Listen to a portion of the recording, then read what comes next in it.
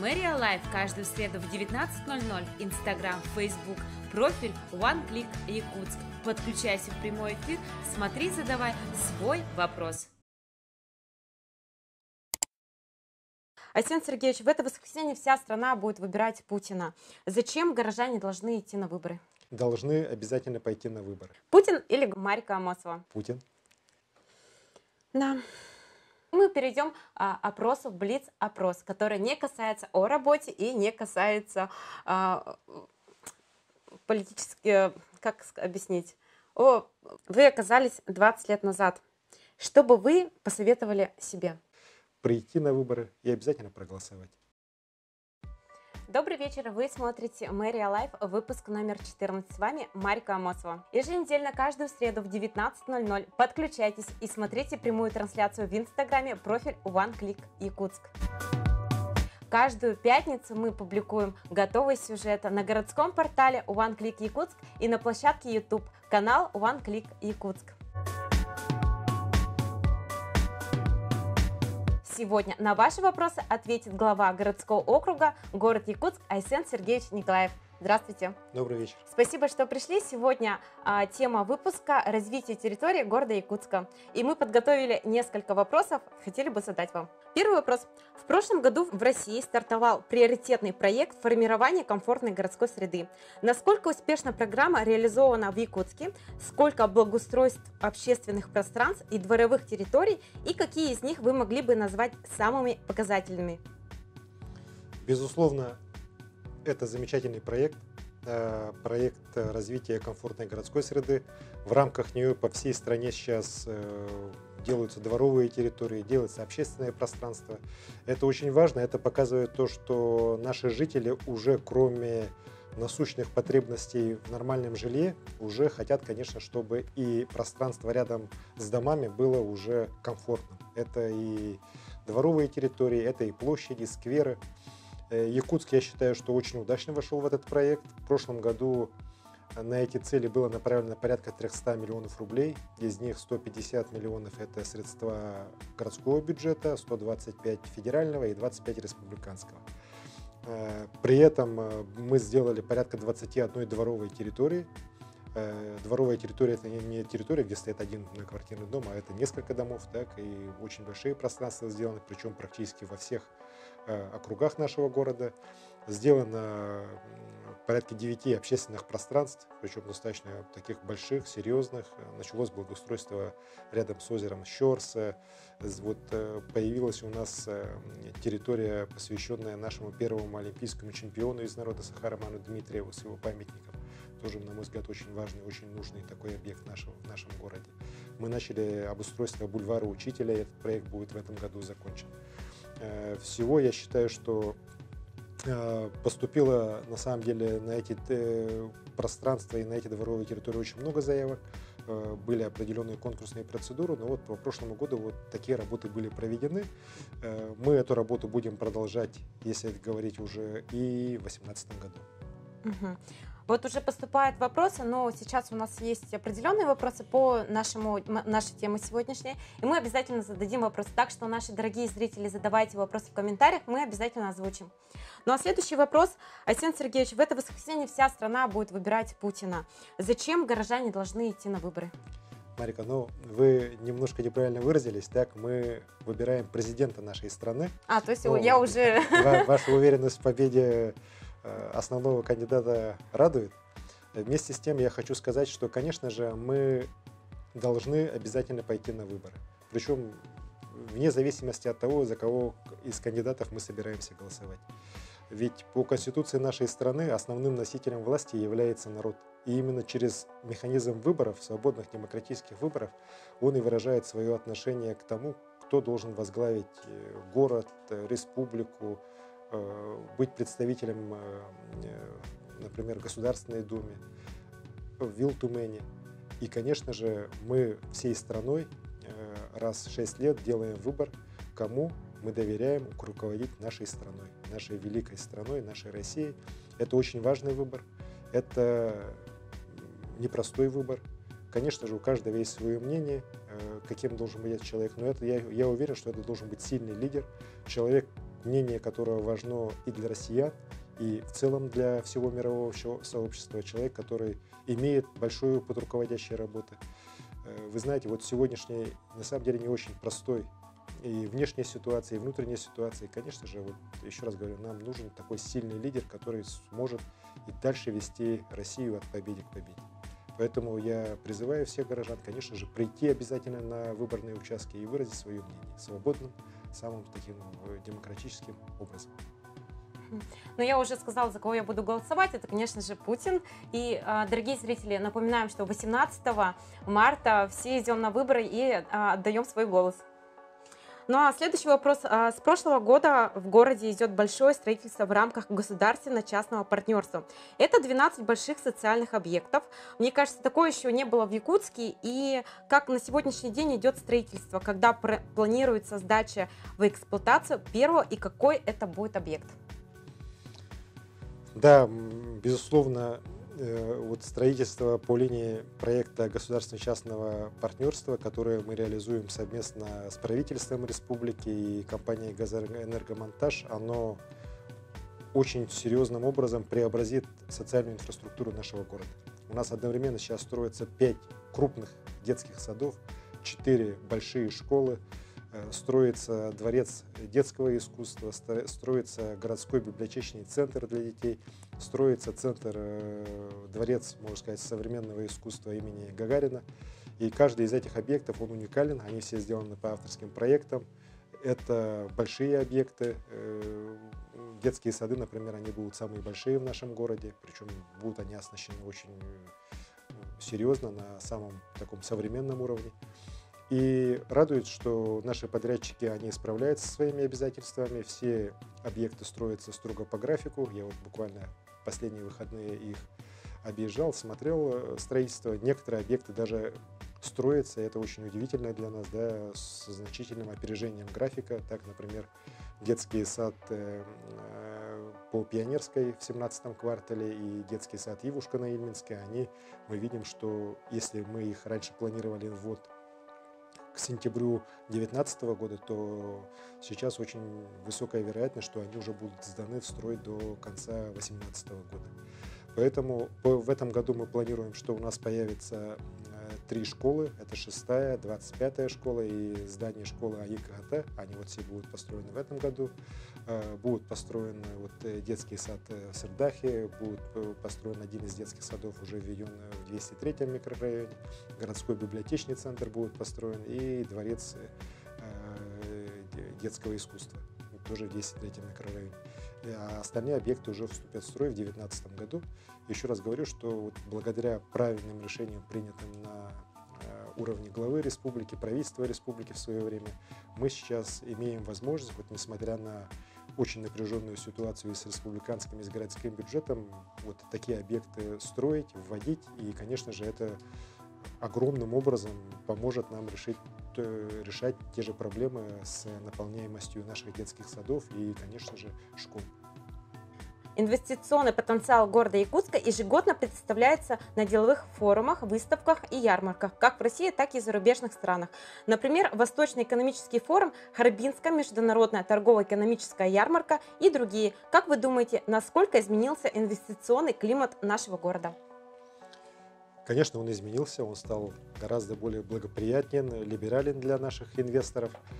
И при этом я хочу отметить, что мы не только презентуем наш инвестпотенциал вот на тех мероприятиях, о которых вы сказали, крупнейших, конечно, мероприятиях, и на Санкт-Петербургском экономическом форуме, и на Сочинском экономическом форуме, кроме Восточного экономического форума, тоже у нас идет презентация по отдельным проектам, по отдельным практикам городским. Мы постоянно работаем с инвесторами. Многие не очень правильно понимают работу с инвесторами, что встретились с одним инвестором и тут же решили вопрос. Мировая практика показывает, что из 100 контактов с инвесторами по вопросам привлечения инвестиций в те или иные проекты в конечном итоге успешным оказывается только лишь один. И с этой точки зрения, конечно же, я уверен, что нам надо усиливать работу с инвесторами, нам надо встречаться еще больше и больше, там, с десятками, сотнями инвесторов для того, чтобы они решили вложить свои средства именно в город Якутск.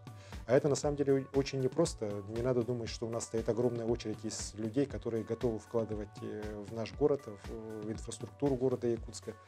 Если думать о более таких маленьких проектах, то, конечно же, здесь в первую очередь упор делать надо на наших инвесторов, внутренних инвесторов, на наших предпринимателей и с их помощью решать эти вопросы. Ну а что касается крупных инвесторов, там, конечно, не обойтись и без российских крупных инвесторов, без международных инвесторов. И здесь, конечно, мы должны выигрывать конкуренцию уже с другими городами, в том числе с расположенными гораздо более благоприятных, в том числе природных климатических условиях. Вы знаете, когда разговариваешь с инвесторами и говоришь им о том, что у нас зимой там и минус 50 градусов, и зима у нас в целом-то такая продолжается около 7-8 месяцев, да, то, конечно, это плюсом для инвестиций в наш город, ну, мягко скажем, не служит. Поэтому мы должны предлагать другие условия, более благоприятные, более лояльные к ним, для того, чтобы на самом деле сюда шли инвестиции. А что такое инвестиции? Это создание новых производств, создание новых объектов, это создание новых рабочих мест и в конечном итоге, конечно же, улучшение качества жизни наших горожан. Поэтому вот этим путем мы идем последние годы и будем дальше продолжать. В последние годы активно развиваются пригородные территории. Как решается вопрос инженерной инфраструктуры, например, в том же квартале Северный по Намскому тракту, где земельные участки были предоставлены многодетным семьям? Да, это очень такой непростой вопрос. По инфраструктуре в целом пригородных территорий мы в своей программе, с которой шли на выборы, четко сказали, что главная наша задача достичь качества жизни в пригородах, но не уступающего нашему городскому.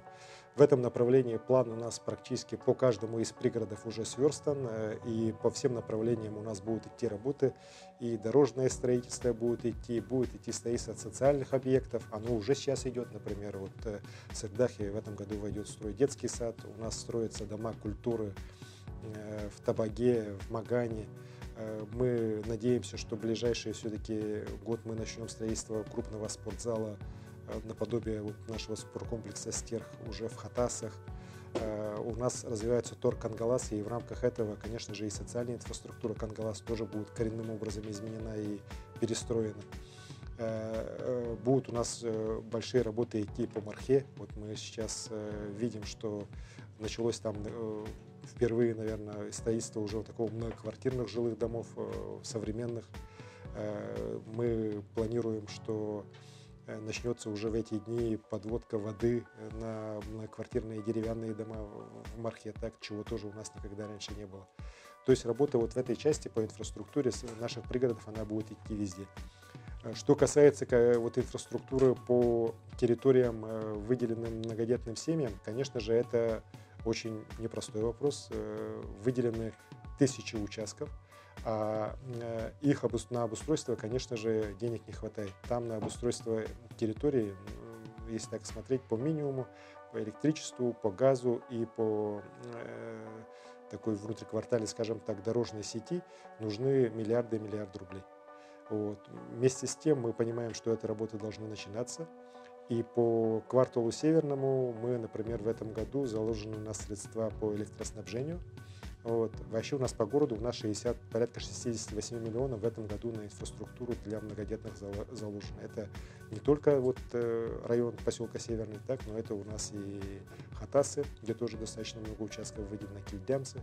Вот поэтому по электроснабжению и газоснабжению у нас в купе вот из городского бюджета 68 миллионов выделено, но мы очень надеемся, что из республиканского бюджета сумма порядка 60 миллионов рублей тоже поступит, и вот в купе свыше 120 миллионов рублей это все-таки значительные средства, которые помогут нам серьезно продвинуть работу по электроснабжению и газоснабжению этих участков. Ну а в дальнейшем, конечно же, в ближайших уже планах, это мы даже в 2018 году планировали, но, наверное, все-таки в 2019 будем делать, это вопросы по развитию дорожной сети, в том числе, в первую очередь, как раз по микрорайону Север. Угу. Наша тема сегодняшнего выпуска – это развитие территории города Якутска. И есть вот такой вопрос, я его нечаянно пропустила. Как вы относитесь к инициативе жителей по открытию улицы Кирова? Знаете, вот здесь я бы хотел остановиться более подробно, наверное, по тому, как будет работать проект «Комфортная городская среда» уже в 2018 году. Сейчас мы подготовили предложение для наших горожан, которые они смогут как бы оценить 18 марта, в день как раз выборов президента страны. Рядом с избирательными участками у нас будет идти тоже опросное голосование по тому, какие проекты обустройства общественных пространств в городе Якутске мы хотим делать самыми первыми. Вообще, если помните, мы этот опрос начали сразу почти после Нового года. У нас поступило 35 тысяч предложений от горожан и порядка, по-моему, 10 тысяч от школьников. По итогам анализа вот этих предложений было выбрано 8 общественных пространств, которые мы выносим на суд наших жителей с тем, чтобы они определились, какие общественные пространства надо делать в первую очередь. Там, где по итогам будет рейтинговое голосование, которое у нас будет подведено после 18 марта, те проекты, которые уже имеют проектно-сметную документацию, экспертизу, наиболее проработанные, мы, конечно, будем их реализовывать уже в 2018 году. Ну, оставшиеся будем переносить на 2019 год. В числе этих проектов есть и проект, который внесен со стороны Антона Жандорова и Общероссийского народного фронта по открытию улицы Кирова с благоустройством прилегающей территории. Проект тоже достаточно интересный, набрал много голосов.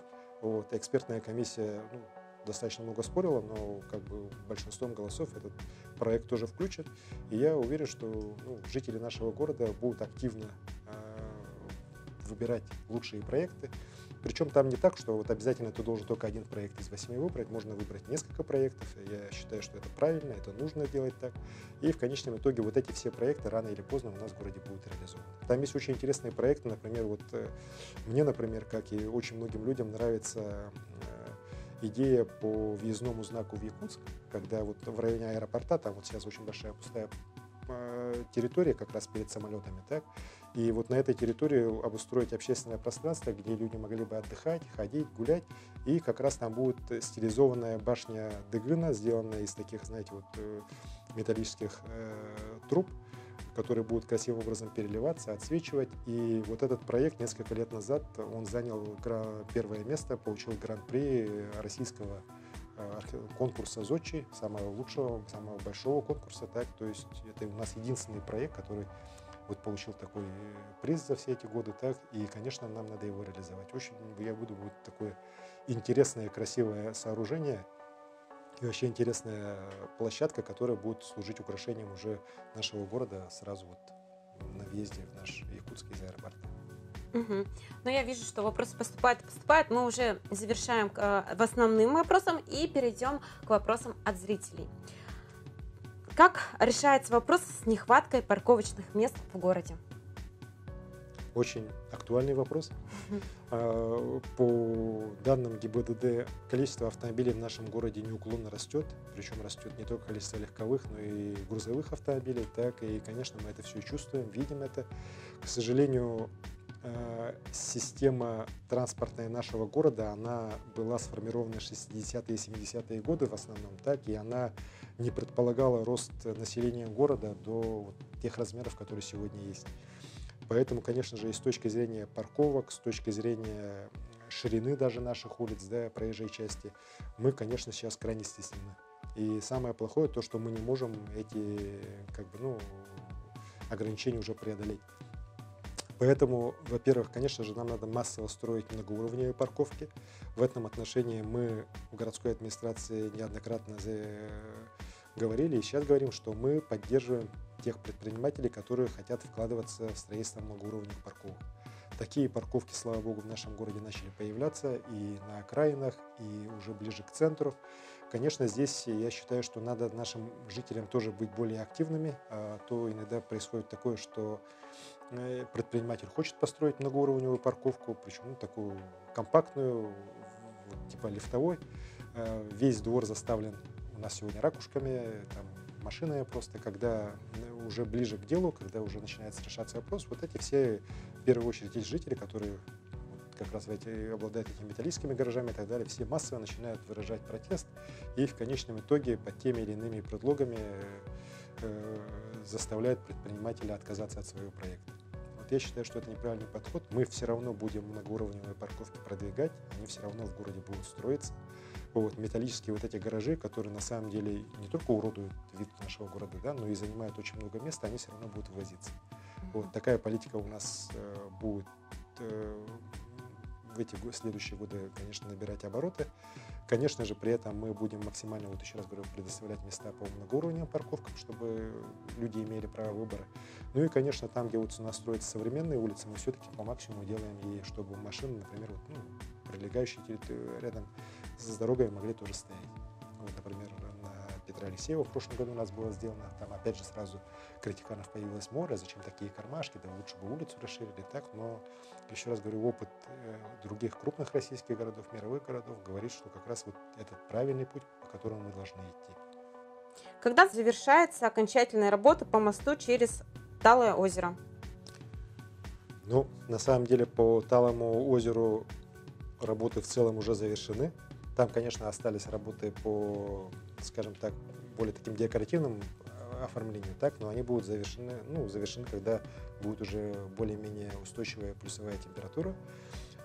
Когда работы были сделаны, там, конечно, со стороны жителей, да и с моей стороны тоже было замечание в адрес строителей, что слишком широкие пролеты, и, конечно, в последующем это могут быть какие-то проблемы для людей, для детей в первую очередь, как раз из-за широких пролетов.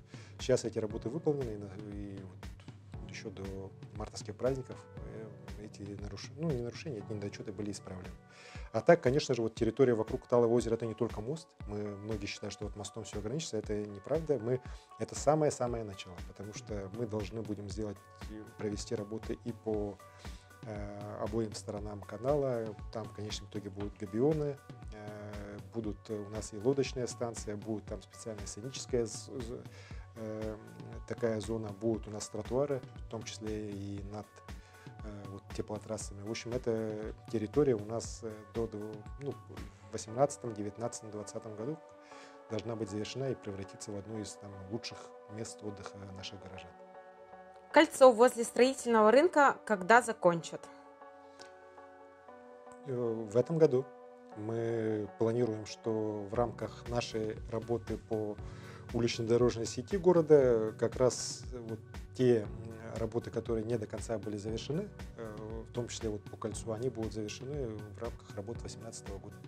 Там никаких препятствий для этого нет, несмотря на то, что в этом году у нас, конечно, есть проблемы, связанные с не очень хорошим состоянием республиканского бюджета. В прошлом году, когда возникла большая кредиторская задолженность, но об этом, наверное, зрители тоже знают. И сейчас вот деньги этого года Министерство дорожного хозяйства Республики и транспорта, оно их будет направлять на погашение кредиторки прошлого года. А новое строительство в этом году будет идти за счет средств города Якутска. Поэтому у нас будут делаться уже немножко меньше улиц новых. Так, это в первую очередь будет Чайковского. Это будет Хатынь-Гуравская от шоссе от кольца, вот как раз о котором сейчас спрашивали, до улицы Курнатовского. Вот эта работа будет сделана, будет завершена автодорожная. Так, и другие улицы вот по мере появления проектно-сметной документации у нас тоже будем по максимуму делать. Угу. Тут я зашла параллельно на ваш аккаунт и посмотрела прямую трансляцию.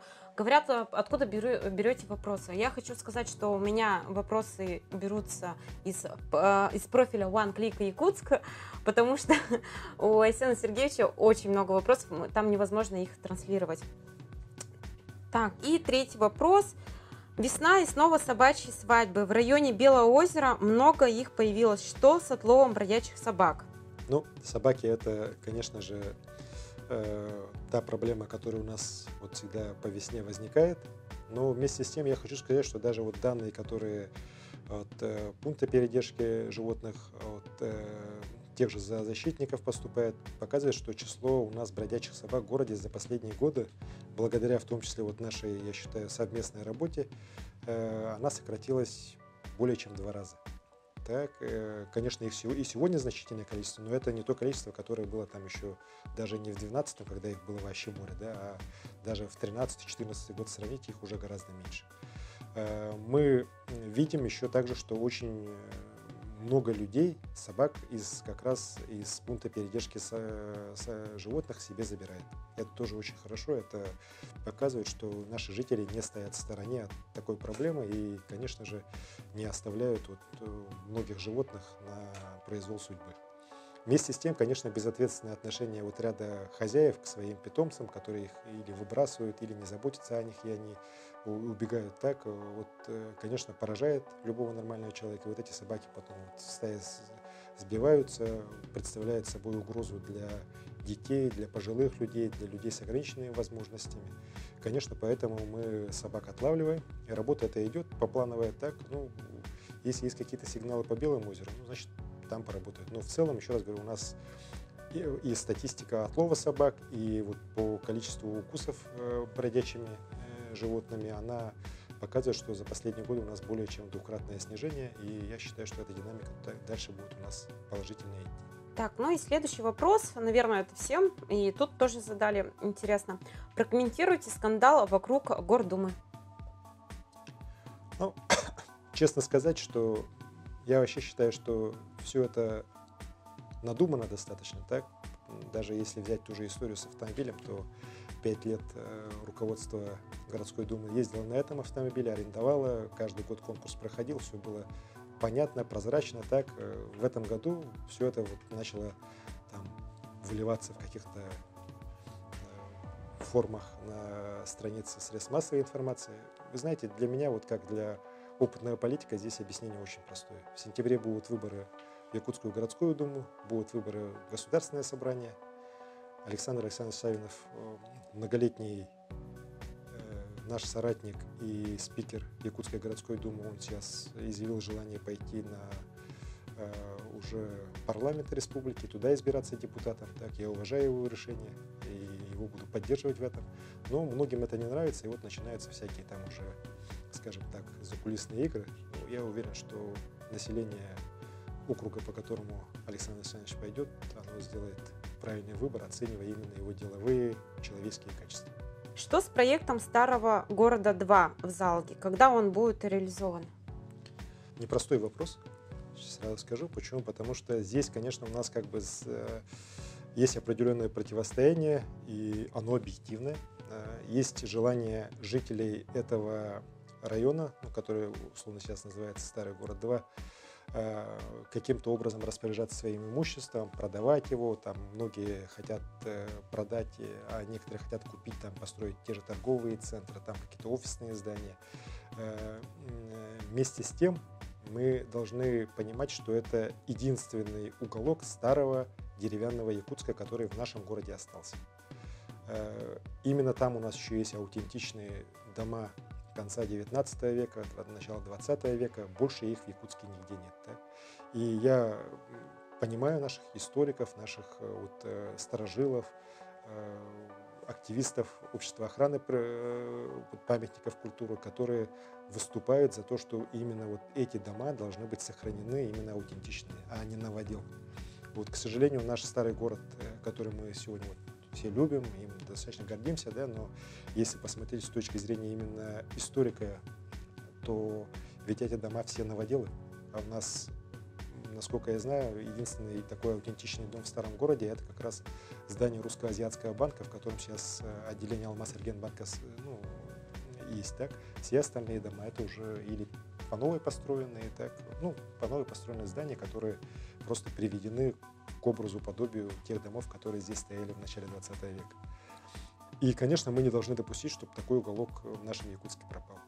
Здесь я считаю, мы должны брать на вооружение лучшие примеры наши российские, в том числе самый такой близкий к нам пример — это пример Иркутска, где смогло руководство и региона, и руководство города отработать с крупным бизнесом, отработать с инвесторами, и возник такой уголок старого Иркутска, но который сегодня представляет уже такую, полностью перестроенную зону, куда с удовольствием идут туристы все, которые приезжают в этот город. Я считаю, что здесь мы должны, конечно же, учитывать интересы жителей, которые там живут, с тем, чтобы они не мучились там десятилетиями в старых полуаварийных домах. Так, здесь мы тоже будем принимать решения для того, чтобы выкуп этих зданий шел максимально, возможно, короткие сроки. Вместе с тем, конечно, не надо понимать, что там таких запредельных каких-то вещей, там стоимость квадратного метра за сотни тысяч рублей, как многие сейчас хотят, да, такого, конечно, не будет. Это сохранение исторической памяти, это не повод кому-то на этом наживаться. Поэтому здесь я считаю, что мы компромиссы найдем, работа будет выстроена, многие общественники ко мне обращаются и с той, и с другой стороны. И я думаю, что мы в апреле-мае большую работу все-таки по налаживанию такого разговора, налаживанию диалога между сторонами и вообще выстраиванию дальнейшей работы по созданию и реализации проекта «Старый город-2» мы обязательно должны сделать. Это наш долг перед нашим городом. Так, следующий вопрос. Предложил проект велодорожек в рамках проекта «Комфортная среда», о котором вы говорили недавно. Думаю, что я не один затронул эту тему, так как количество велосипедистов растет с каждым годом. Ожидает ли воплощение проекта в ближайшем будущем? Значит, велосипедистов в Якутске, конечно, больше и больше. Это, безусловно, радует. Вместе с тем, мы, как я уже раньше говорил, ограничены теми решениями, которые были приняты по планировке улиц нашего города в 60-е и 70-е годы. Мы не можем расширять проезжую часть для создания отдельных велодорожек. Даже было у нас желание, например, сейчас на окружном шоссе создать такую велодорожку, но мы видим, что и из-за проектных решений, которые были заложены еще несколько лет назад, из-за финансовых проблем, мы сейчас сильно расширять окружное шоссе не можем, и создавать велодорожку там навряд ли сейчас получится в рамках проезжей части. Вместе с тем, я считаю, что наш Якутск должен взять на вооружение опыт Альметьевска, представляешь, тоже крупного города, где эту проблему как решили? Они велодорожки начали делать все-таки как составная часть тротуаров. Это, как сказать, с точки зрения проектных работ, с точки зрения самих непосредственно проведения работы и даже безопасности тех же велосипедистов и так далее, это на самом деле проще. И этот опыт успешно есть, мы с ним ознакомились, и, наверное, будем все-таки начинать именно с этого проекта, пойдем по этому пути. То есть тротуары расширять все-таки мы имеем возможность на то, чтобы там появилась у нас отдельная велодорожка, огороженная уже, конечно, пешеходной зоной. Я думаю, что и велосипедисты нас в этом тоже поддержат. Конечно, мы это откладывать не должны, и уже те решения по общественным пространствам, которые сегодня у нас в городе отрабатываются, мы просим, чтобы они как раз с учетом, в том числе и велосипедистов, роллеров и так далее, они делались. Кстати, одно из общественных пространств, за которое мы должны будем голосовать 18 марта, это как раз парк скейт-роллеров, которые у нас предложили, если я не ошибаюсь, Хатасах. Так, еще следующий вопрос. В соцсетях появилось много фотографий со светящейся телевышкой. Правда, что в Якутске появилась своя Эйфелевая башня, чья идея такая классная? Но эта идея достаточно давно уже в воздухе витала. Мы в 2013-2014 году с ТЦТРом республиканским, с РТРС тоже на эту тему вели переговоры, потому что, конечно же, освещение этой башни, это, мы понимаем, что оно, конечно, световое оформление города, причем города достаточно долгое время находящегося в темноте. В тумане. Да, в тумане. Оно, конечно, было бы очень интересным. Как всегда, у нас не хватало денег. Потом пошли вопросы по собственности, так как это уже все перешло в федеральную собственность. Но сейчас, слава богу, федеральная компания РТРС, которая как раз и владеет сегодня телевышкой, они нашли у себя возможность изыскать 18 миллионов рублей, поддержали этот проект, и сейчас световое оформление практически закончено. И мы очень надеемся, что, как нам объявили, завтра вечером в 21:15 у нас будет торжественное зажжение. Это на постоянной основе этого объекта светового. Я уверен, что город, конечно же, только улучшится. Но город на себя берет в дальнейшем содержание этого освещения. Я считаю, что это вполне нормально, современное, красивое оформление получилось. Уверен, что жителям города тоже все понравится. У нас такая проблема. Бьемся уже который год за перерезку земли на даче. Часть гаража выходит за границы участка, а земля ничейная, но близко к красной линии. Поэтому согласования нет. Неоднократно обращались и через МФЦ, и напрямую в архитектуру города. Как нам быть в этой ситуации, так как нас очень много пострадавших от технических кадастровых ошибок? Наш адрес ДСК «Север». Конечно, к сожалению, таких вопросов очень много. Это вот последствия того бардака, который у нас в целом и в стране, да и в городе был как раз в земельных отношениях в 90-х годах, в начале 2000-х, когда люди сначала строили, потом начинали оформлять документы. Так, зонирование тоже в городе было очень такое, ну, схематичнее, скажем так, было много ошибок, наложений самых разных. И вот в итоге сейчас, когда мы вот последние несколько лет проводим планомерную работу по приведению все в соответствие с законами, в том числе вот по красным линиям, например, да, по градостроительным нормам. К сожалению, таких случаев у нас даже не десятки, а сотни. Когда получается, что люди построили свои объекты, гаражи, там, склады, даже жилые дома на территории, которая им не принадлежит, на территории, которая заступает на красные линии, подходит впритык прямо на улице. Вот. И с каждым случаем надо разбираться отдельно. Вот, к сожалению, вот я сейчас не могу сказать конкретно по ДСК «Север», но вот если были уже неоднократные отказы по каким-то причинам, то я все-таки советую заявителю подать в суд. Потому что в таких случаях обычно суд рассматривает ситуацию именно с точки зрения, когда нарушение появилось, знал ли человек, когда вот этот гараж строил, что там будут красные линии, эти красные линии появились позже и так далее. Ну и во многих случаях, конечно, он встает на сторону гражданина. Вот. Это самый такой, на мой взгляд, правильный образ, потому что надо понимать, что архитектура тоже под каждый индивидуальный случай менять красные линии она просто не имеет права. Вот это раньше так делали, так и неоднократно, но вот сейчас мы понимаем, что это было неправильно. Это так не должны делать, есть подходы по законам, и строго по законам это должно делаться. Ну вот такой интересный вопрос. Сейчас активно идет избирательная кампания, кандидатов много говорят о себе. Очень интересно, вы встречались в жизни с кем-нибудь из кандидатов? Что за люди? Очень интересный вопрос. Но будучи таким политиком, да, и в свое время я руководил и внутриполитическим блоком администрации президента республики, я, конечно, по долгу службы со многими общался, и потом уже общался, так, с Путиным встречался, с Жириновским встречался, с Собчак встречался. Вот Грудинина, не знаю, и вот этого, который тоже коммунистов представляет, на букву «С», я вот даже фамилию сильно не помню, так, вот этих, не знаю, так остальных всех, более-менее знаю, и Явлинского знаю, я с его сыном в университете в одной группе учился с тех пор, вот, и Титова тоже знаю, так, еще двух коммунистов не знаю, остальных знаю. Очень интересный Люди вопрос. все интересные, безусловно, они развитые все люди, интеллектуально и так далее. Но, конечно же, если говорить о способности руководить страной, вот такой огромной, мощной страной, как Россия, то здесь, на мой взгляд, только один человек. Что стало с Жодой? Какова судьба 17-го квартала?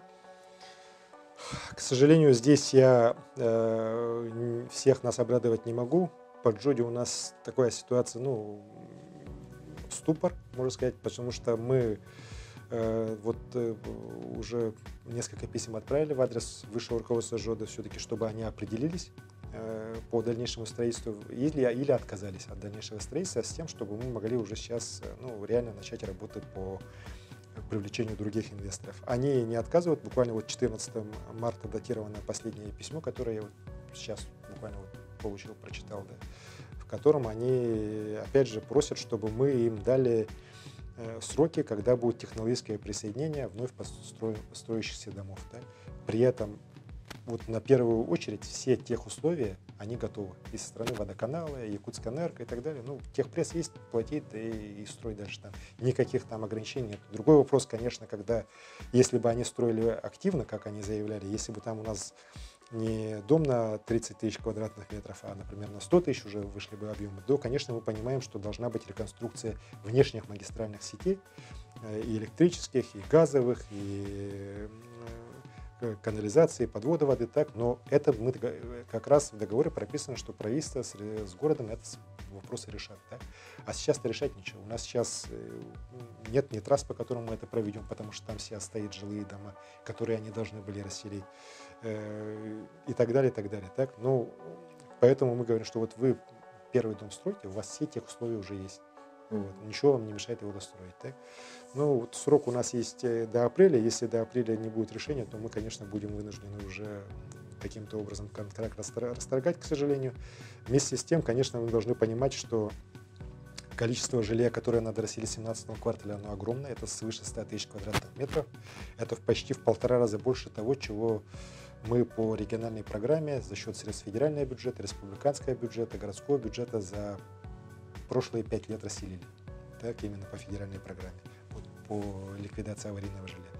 Поэтому я не вижу здесь у нас в республике, да и в России таких инвесторов практически нет, которые готовы сейчас зайти на такой огромный объем аварийного жилья, ветхого жилья и построить новое жилье. Поэтому, наверное, будем идти уже по пути, что будет квартал тогда делиться на отдельные участки, которые уже и наши местные компании смогут вытянуть. Так? Вместе с тем, еще раз говорю, количество ветхого жилья очень большое, поэтому наши компании, конечно, все очень так напряженно, скажем так, относятся к нашим предложениям по входу на строительство 2017 квартала. Но я уверен, что мы этим будем вопросом заниматься и обязательно его решим. Вопрос поступает. Я хочу обратиться к зрителям, что городской портал OneClick Якутск принимает заявки по мониторингу проблем и могут помочь вам в решении проблем. Так что отправляйте заявку на сайт в электронном виде, и мы обязательно с вами свяжемся. Так, ну и здесь еще последний вопрос. А что Путин сделал для Якутска? Мне кажется, это будет интересно всем. Ну да, на завершение, на закуску такой вопрос. Да. На самом деле, конечно же, Путин, вот, даже вот если взять вот крайний его срок, который вот с 2012 года начался, он принял огромное количество решений, которые сегодня преображают наш Якутск. В 2012 году, например, вот объекты по детям Азии, тот же аэропорт, там, Триумф и так далее, они уже построены в рамках решений, которые были приняты на уровне его, как премьер-министра тогда еще, так, по строительству по этих объектов в рамках подготовки к детям Азии. Потом взять, вот Якутская ГРЭС-2 у нас появилась прямо по прямому решению президента. Послезавтра мы открываем перинатальный центр города Якутска, современнейший, красивейший объект, который, опять же, построен по его прямому решению. Та же вот программа переселения аварийного жилья, людей из аварийного жилья, признанного таким до 1 января 2012 года, она же в Якутске позволила 7 тысячам людей поменять место жительства и из бараков страшно вот этих аварийных, валящихся, вечно в воде стоящих, протекающих, переселиться в абсолютно новые квартиры. Дети-сироты у нас почти, если не ошибаюсь, около 700 детей получили, опять же, новые квартиры в рамках реализации решений президента страны. Поэтому вот масса решений, которые, вот еще раз говорю, прямо вот можно вот идти, так что сделано именно благодаря решениям, принятым президентом, и как это отразилось именно здесь, на городе Якутск. Поэтому, безусловно, очень много. А новый музей «Моя Родина»?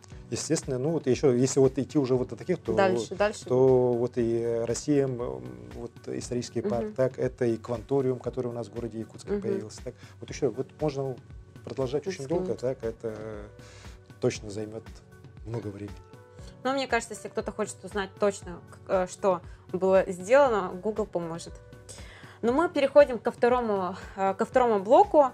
Называется Блиц-опрос. Уже деловую часть мы завершили и приступаем к более неформальной части.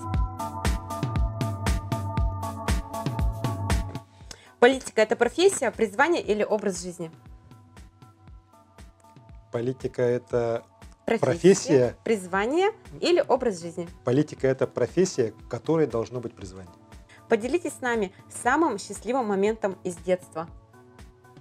У меня вообще было счастливое детство.